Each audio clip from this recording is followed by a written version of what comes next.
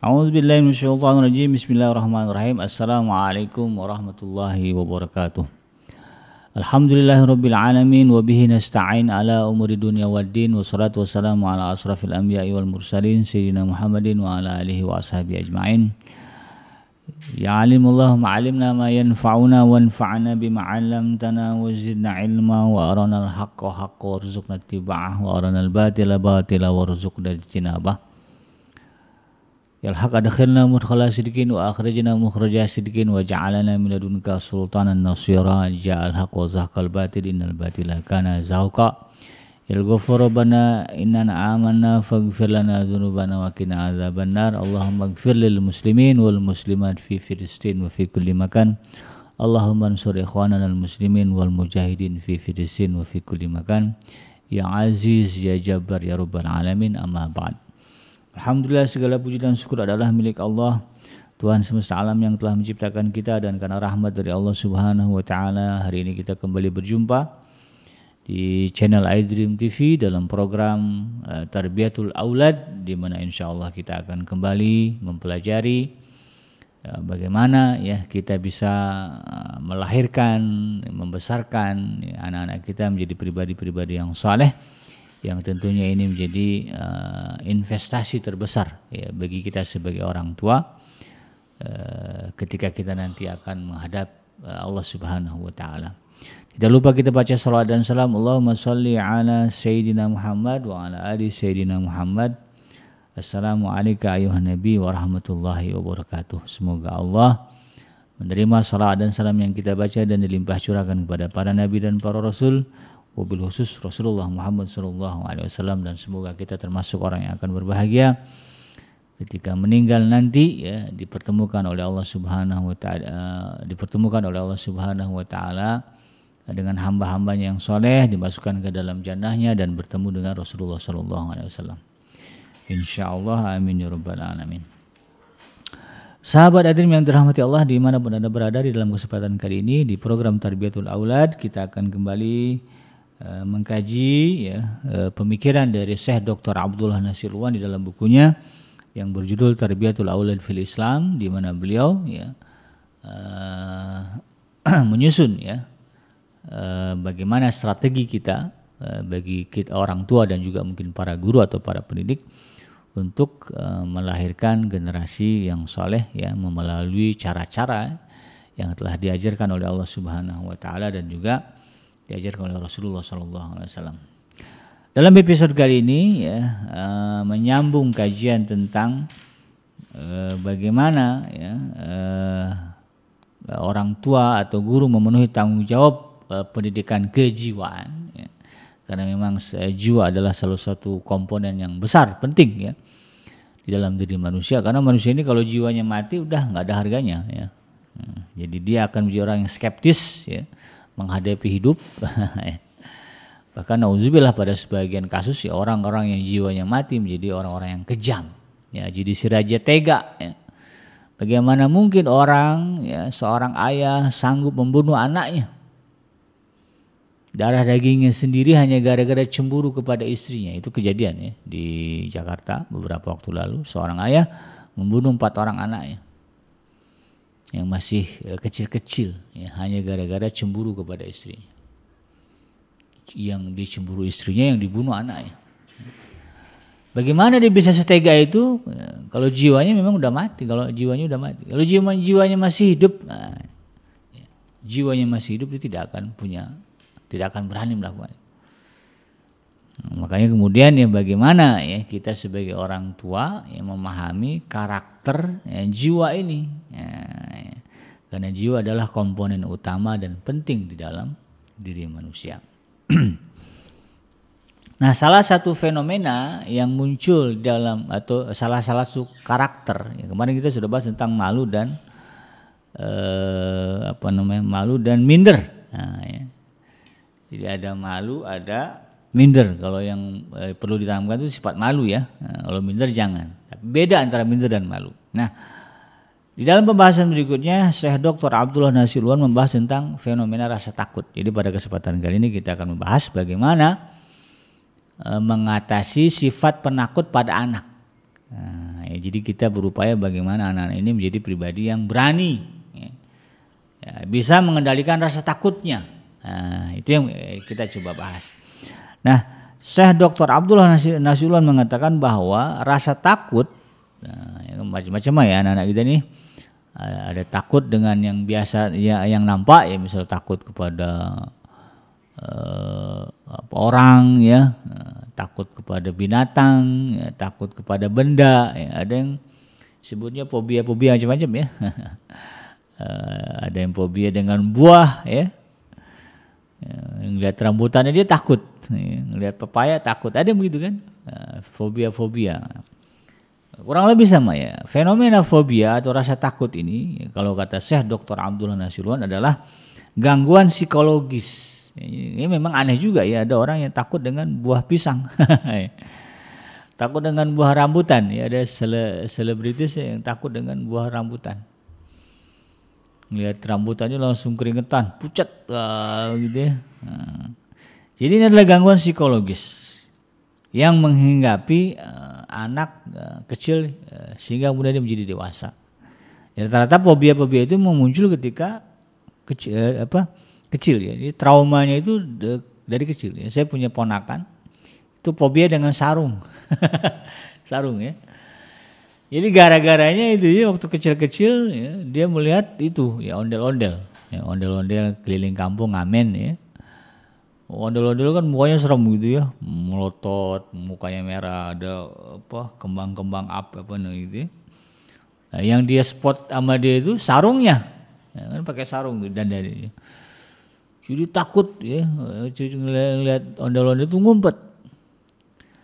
Saking besarnya rasa takut itu, lalu kemudian dia jadi trauma dengan jadi takut ketika orang ngelihat sarung. Jadi kalau bapaknya atau saya, ya, mamangnya pakai sarung di depan dia lari tuh, teriak-teriak, panik. Jadi bayangan dia langsung kepada ondel-ondel, padahal yang pakai sarung bapaknya. Nah, itu. Jadi itu adalah gangguan psikologis yang memang terjadi pada anak kecil, bahkan juga dengan orang dewasa. Ini juga fenomena yang menghinggapi laki-laki dan perempuan. Jadi kalau berbicara takutnya nggak cuma perempuan ya. Kadang-kadang kalau umum perempuan ini takut dengan kecoa gitu. Padahal kecoa apalah kecil ya. Takut dengan ulat juga kecil gitu ya. Cicak begitu. Nggak cuma perempuan, laki-laki juga banyak yang takut dengan kecoa. Takut dengan tikus, cecurut itu kecil ya. Ngebunuh cecurut aja kayak ngebunuh apa gitu ya. Saking takutnya. Jadi berbicara takut ini tidak hanya pada perempuan tetapi juga pada laki-laki. Dan terkadang fenomena ini kata saya Dr. Abdullah Nasirullahi ya dianjurkan ya, manakala sesuai dengan batasan-batasan tabiat. Jadi rasa takut ini bukan berarti negatif sepenuhnya. Rasa takut ini juga bagian dari hal yang positif. Ya. Dalam Al-Quran kan ada ya.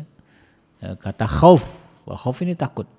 Cuman ya khauf yang di dalam Al-Quran, ya, rasa takut yang diajarkan dalam agama kita itu ada batasannya, ada jelasnya gitu ya. Ada sasarannya, kepada siapa khauf ini, rasa takut ini kita hadapkan. Sama halnya dengan rasa malu ya, bahwa rasa malu itu kita hadapkan kepada Allah Subhanahu wa taala. Nah, maka rasa takut juga demikian. Ya, di dalam Islam juga rasa takut itu ada, harus ada. Cuman takut itu dihadapkan kepada Allah Subhanahu wa taala. Tidak dihadapkan kepada selain Allah Subhanahu wa taala.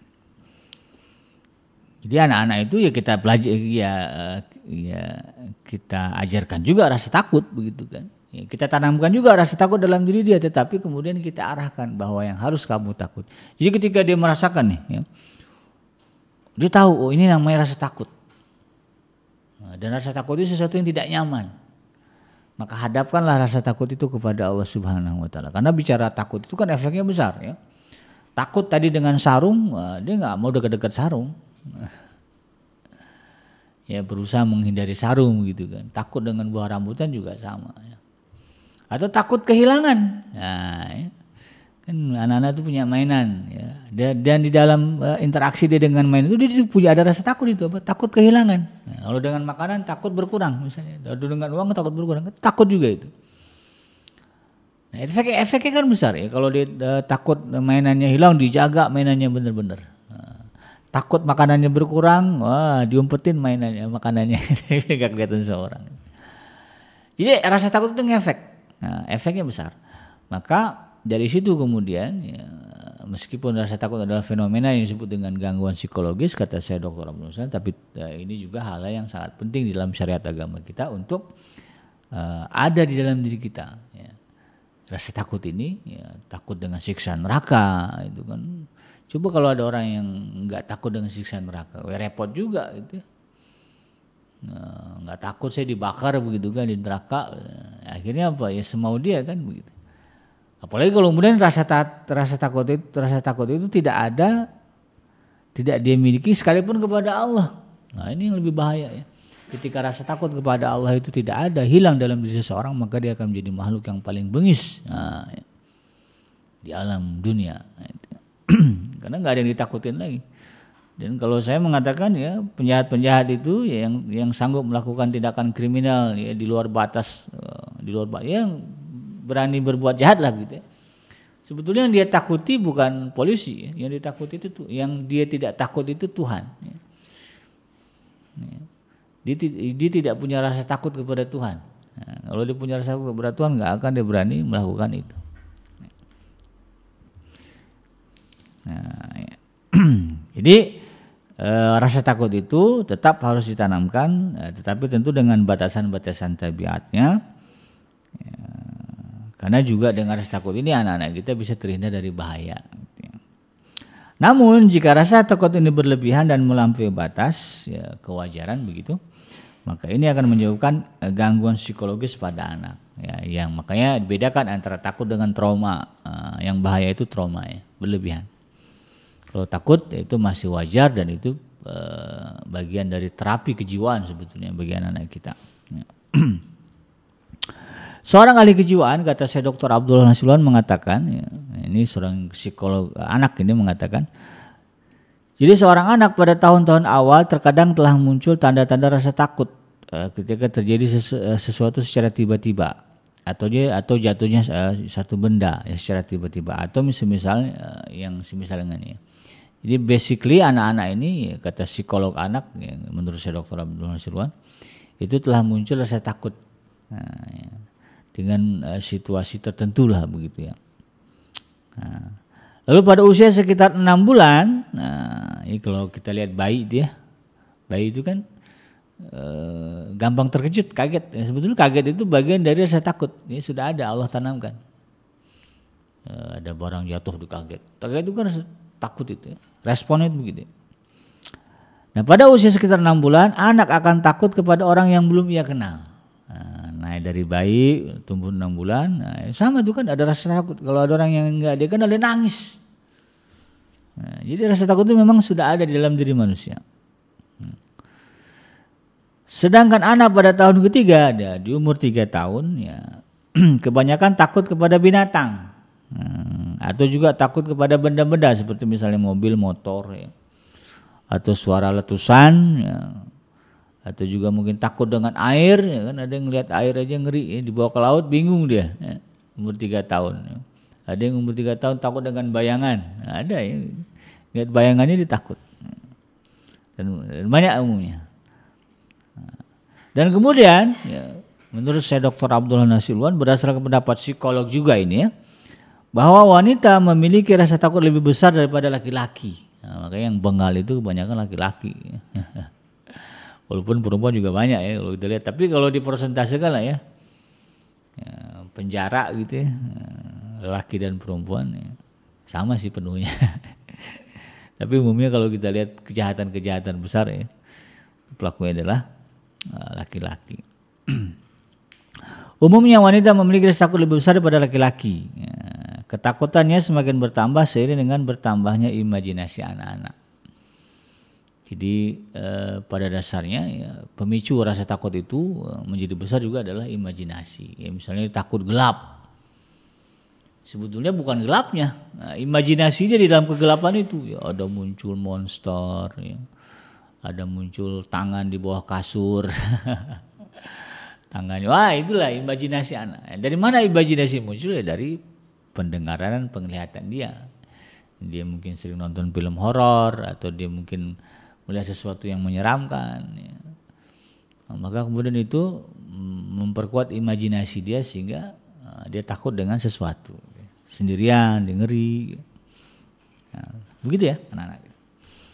Nah, di antara faktor-faktor penyebab semakin bertambahnya rasa takut pada anak adalah ada 4 ya setidaknya kata Syekh Dr. Abdullah. Yang pertama, kebiasaan ibu yang gemar menakut-nakuti anak dengan bayangan, kegelapan atau juga makhluk-makhluk aneh. Nah, kadang orang tua kita ya atau mungkin ini ayah ibu ya, ada yang suka nakut-nakutin anak untuk melarang sesuatu. Nah, itu ya. Ya disebutlah di situ ada ini, ada buaya gitu ya. Ada ular, ada monster, wah, ya.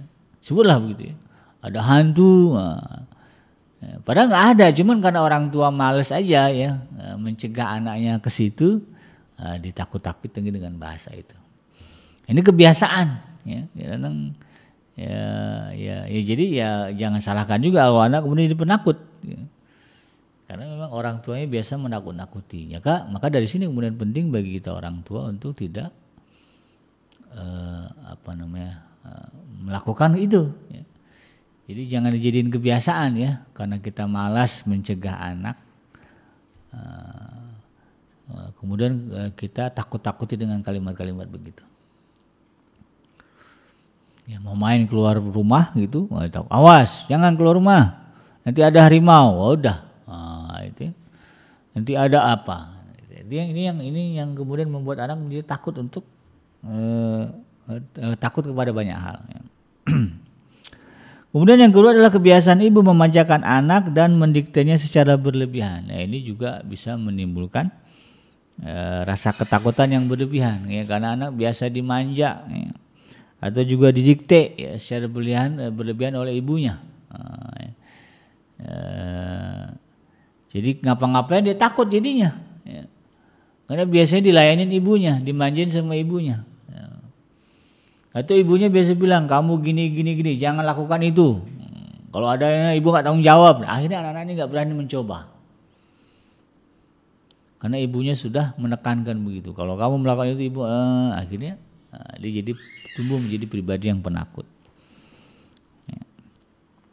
Kemudian kebiasaan mengurung anak. Ini juga akan membuat anak menjadi tumbuh menjadi penakut.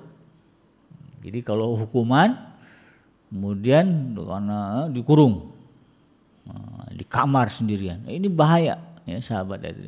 Ini akan menyebabkan kecacatan mental psikologis tadi ya, yang pada akhirnya membuat anak menjadi penakut. Dia takut sendirian kemudian dikurung di kamar sendirian, teriak-teriak. Saya bingung ada orang tua yang tega melakukan itu. Nah, yang kayak gini ini bahaya. Ya, nggak boleh. Ya, kalau mau dikatakan adanya benar, apresiasi, bagus. Nah, begitu memang. Nah, ya. Hal ini ya berdasarkan keumuman sabda Rasulullah SAW ya. Rasulullah mengatakan di dalam sebuah hadisnya, kullukum ra'in ya, wa kullukum mas'ulatin ra'yati ya. Kalian itu semua adalah pemimpin. Nah, maka setiap kalian akan ditanya oleh Allah tentang apa yang dia pimpin. Nah, jadi pada dasarnya anak-anak ini diberikan tanggung jawab. Nah, ya, karena ketika dewasa juga dia akan menjadi pemimpin bagi diri dia dan juga keluarganya. Maka kemudian agar dia menjadi pribadi yang berani, ya tidak takut memikul tanggung jawab, dari kecil dibiasakan. Ya. Dibiasakan menggenggam amanah, beri dia kepercayaan. Berikan juga dia kebiasaan melakukan sesuatu dengan sendiri. Ya. Masa nyalain kompor bisa. Kalau di Jepang tuh ya, kalau saya perhatikan anak-anak umur kelas 4 SD mereka sudah terbiasa pagi-pagi sebelum sekolah menyiapkan sarapan buat mereka sendiri. Ya. Sarapan, bahkan nyiapin sarapan buat orang tuanya. Plus nyiapin makan siang buat dia bawa. Nah, berarti kan sudah biasa dia megang nyalain kompor, megang pisau, masak, ya. Menghidangkan makanan. Jadi kemandirian ini penting ya, untuk ditanamkan dalam diri anak. Yang ketiga, ya, tidak menakut-takuti anak. Nah, jadi jangan biasakan cuma gara-gara kita males ya, lagi sibuk megang HP, anak lagi bertingkah ditakut-takutin, jangan. Ya. Jadi jangan ditakut-takuti anak, terlebih kemudian membuat anak menangis. Ya. Gara-gara ditakut-takutin itu, dia mau ke dapur, ngambil es krim di kulkas, begitu ceritanya. Minta ke bundanya, bun aku mau es krim. Jangan, kata bundanya. Enggak, aku mau. Gitu ya. Dia pergi ke belakang ngambil buka kulkas. Nah, ibunya teriak, awas ada hantu. Udah dah. Udah baru sampai ke dapur langsung teriak-teriak lari-lari ya, takut. Nah, ya. Itu nggak boleh. Ya. Cuma gara-gara kita malas aja mencegah dia. Lalu kemudian kita takut-takuti dengan ungkapan-ungkapan yang membuat anak kemudian menjadi trauma. Ini tidak boleh. Ya. Jadi biarkan saja. Ya, resiko nanti dia yang tanggung lah, begitu ya. Biar dia menjadi pemberani. Ya.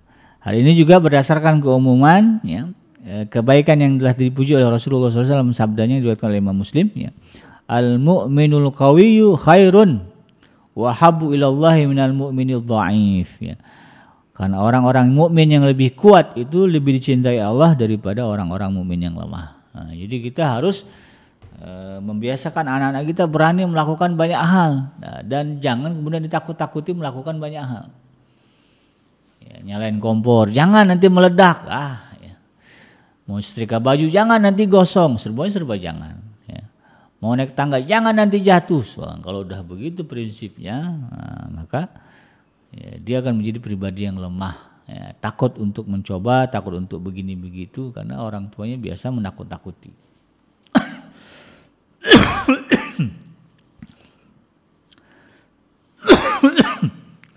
Kemudian yang keempat,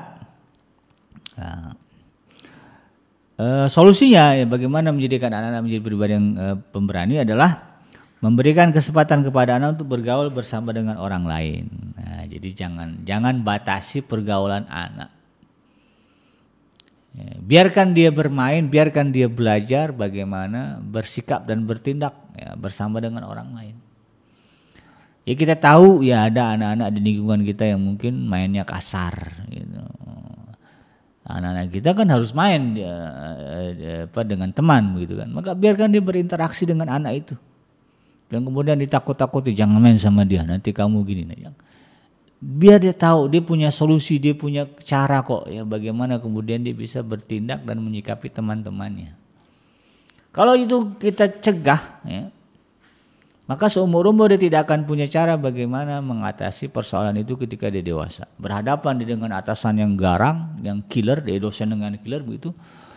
Dia nggak tahu solusinya gimana, ujung-ujungnya apa? Bunuh diri kan ada juga tuh ya, mahasiswi yang kemudian bunuh diri gara-gara berhadapan dengan dosen killer, dengan teman yang membuli dia. Karena biasanya nggak biasa dibully gitu ya, nggak pernah ngerasain pembulian dan nggak pernah tahu solusi ketika dibully gitu. Maka yang ada kemudian dia bunuh diri. Nah ini nauzubillah, jangan terjadi kepada anak kita. Jadi biarkan mereka bergaul ya, dengan banyak orang, dan tentu kita awasi ya. Kalau sudah melewati batas ya tentu orang tua ya turun tangan lah. Ya. Udah mainnya kasar ya, udah mainnya cekek-cekekan, banting-bantingan ya kita turun tangan. Ya, panggil dua-duanya, kamu nggak boleh begini, nggak boleh begini, ya. Itu bahaya. Itu. Kalau main berantem ya tengking-tengkingan ya, pelotot-pelototan masih normal, tapi kalau udah kemudian arahnya adalah melukai, nah itu baru kemudian kita turun tangan. Ya.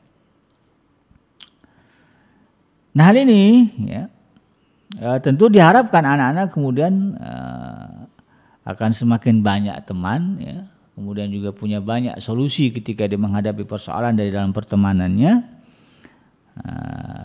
Dan tentunya ya, dia akan mendapatkan rasa kasih sayang yang cukup ya, rasa cinta dan penghormatan dari orang lain ya, ketika dia menjadi pribadi, jadi dia akan tahu oh begini rasanya kalau kita berbuat baik, nanti kita akan dimuliakan orang, dipuji teman-temannya, disanjung teman-temannya. Ketika dia melakukan ya, kebaikan, temannya menyukai dia, maka dia tahu, oh kalau berteman dengan orang itu lakukanlah kebaikan-kebaikan supaya orang kemudian suka dengan kita. Jadi dia tahu dia ya, bagaimana berinteraksi dengan orang lain. Dalam sebuah hadisnya Rasulullah SAW pernah bersabda, diriwayatkan oleh Imam Hakim dan juga Al-Baihaqi, ya, Rasulullah bersabda, al-mu'minu ilafun mal'uf, wala khaira fi man la ya'laf, wa khairun nasi anfusuhum linnas, wa khairun nasi anfa'uhum linnas. Orang-orang yang beriman itu adalah orang-orang yang mengasihi dan dikasihi. Tidak ada kebaikan pada seorang yang tidak mau mengasihi dan tidak dikasihi. Dan sebaik-baik manusia adalah orang yang paling bermanfaat terhadap manusia yang lain. Bagaimana dia akan mengamalkan hadis ini kalau kemudian kita cegah dia dari bergaul dengan orang lain?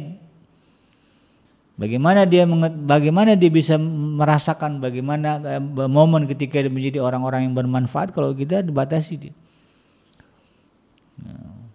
Sampai ke rumah kasih gadget, udah main sendirian. Nah udah itu. Ya, nggak ada momen bergaul dengan teman-temannya. Di sekolah juga banyak menyendiri. Nah, ini repot. Ya. Nah, jadi anak-anak ini kemudian ya, harus diajarkan bergaul dengan orang-orang lain. Yang kelima, ya, mengajarkan kepada anak-anak mereka, anak-anak kita, ya, seni bagaimana menghadapi konflik. Ya. Mengajarkan kepada anak kita ya, sikap bagaimana kalau kemudian kita disakiti secara fisik, defend, gitu ya. Mengajarkan kepada mereka seni pertahanan diri. Ya, jadi ketika mereka disakiti oleh teman-temannya atau orang lain, dia punya cara untuk melawan. Nah, ini penting juga diajarkan. Ya, kalau sudah main fisik, ya temannya khilaf, ya, kemudian dia berusaha melukai diri anak kita, ajarkan kepada mereka. Nah, ini cara mempertahankan diri. Makanya ajarkan aja tuh ya dari kecil tuh karate, wushu, kickboxing, MMA, nggak apa-apa. Ya. Supaya mereka berani mempertahankan diri ketika mereka dizalimi. Ya. Nah, ini kan biasa ya di dalam Islam. Kalau kita lihat Rasulullah SAW dari remaja itu belajar gulat, naik kuda, main pedang, sehingga ketika besar ya jadi pemberani ya Rasulullah SAW itu. Ya Sayyidina Usamah ya bin Zaid ya cucu angkatnya Rasulullah ya, kan Zaid bin Harisah itu kan anak angkat Rasulullah ya. Beliau punya anak ya hasil pernikahannya dengan Ummu Sulaim ya. Itu Usamah. Sayyidina Usamah ini umur 10 tahun aja udah minta ikut perang sama Rasul. Ya Rasulullah, ya, saya ikut perang. Ya, karena Rasulullah umur kamu masih belum cukup, nanti aja deh. Ya. Sekarang kamu jaga orang tua kamu, jaga kampung ini. Umur 10 tahun udah minta angkat senjata menghadapi orang-orang kafir yang ingin memusuhi orang Islam. Nah, baru dan ketika dia berumur 17 tahun diizinkan dan dia diangkat jadi panglima oleh Rasulullah SAW. Nah, luar biasa. Ya. Nah, jadi ini banyak kisah-kisah seperti ini. Ya. Anak-anak orang beriman ini diajarkan untuk kemudian mereka menjadi pribadi-pribadi yang pemberani. Ya. Diajarkan skill-skill untuk mempertahankan diri. Diajarkan skill-skill bagaimana ketika dia menghadapi situasi yang rumit, ya, kompleks, ya, terutama mengancam dirinya. Jadi reaksinya jangan cuma teriak-teriak aja, gitu kan? Anak-anak perempuan terutama ya, ketika dia terancam ya, secara seksual, dia harus bersikap tindak tanduk tahu. Ya. Ajarkan kepada mereka ya kalau kamu dihadapkan situasi begini ya yang kamu incer nih ya, bagian leher gitu ya, tonjok aja, beginin aja ya.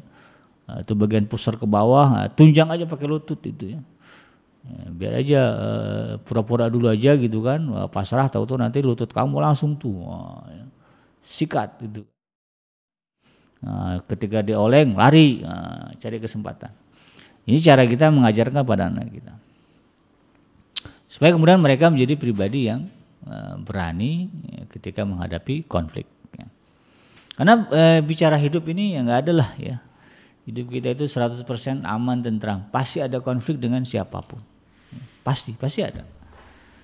Ya, di kantor. Kalau di rumah damai ya di kantor lah. Di sekolah lah, ya di kampus lah. Setidaknya ketika mereka berada dalam situasi tersebut, apalagi di Palestina sekarang kan ya Allah, semoga Allah melindungi Muslim dan Muslimat di Palestina ya. Mereka dihadapkan dengan situasi yang rumit sulit ya, luar biasa. Dan kita tidak bisa membantunya karena kita jauh ya dari sana. Situasi-situasi itu lalu kemudian disimulasikan dalam kehidupan anak kita. Demikian sahabat dan yang dirahmati Allah, mudah-mudahan bermanfaat. Yang benar datangnya dari Allah Subhanahu wa taala dan yang salah semata-mata dari kealfaan dan kehilapan saya pribadi. Saya bikin pamit undur. Subhanakallahumma rabbana wa bihamdika asyhadu an la ilaha illa anta astaghfiruka wa atubu ilaik.